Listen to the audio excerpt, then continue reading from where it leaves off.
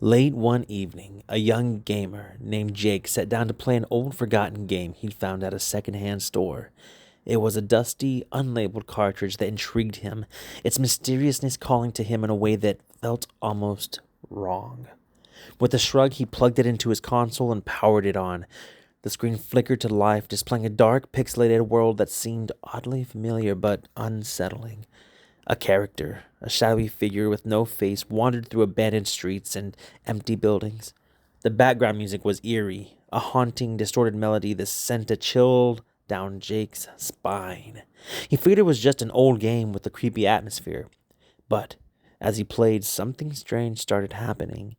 The game's protagonist seemed to react to his every move. If Jake paused the game, the character would stop, turn, and stare directly at the screen. When he picked up in-game objects, the character would glance at them with unnerving curiosity, almost as if it were alive. As Jake pushed forward in the game, the atmosphere grew darker. Rooms that once appeared empty began to distort, walls bleeding shadows and doors closing behind him when he tried to leave.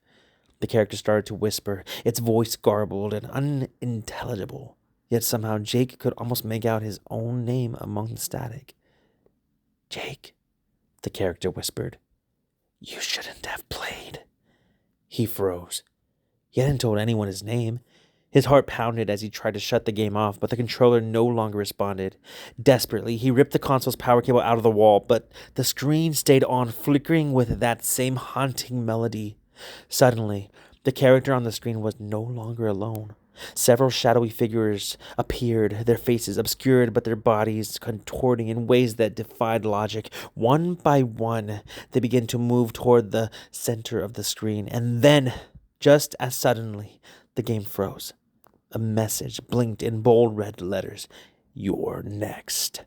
Jake's breath caught in his throat as the lights in his room flickered. From the corner of his eye, he swore he saw a figure standing in the doorway. The screen went black. When he reached for the power button again, the room was silent. His hand shook as he heard a soft whisper from the darkness. "You're still here." And then the controller vibrated.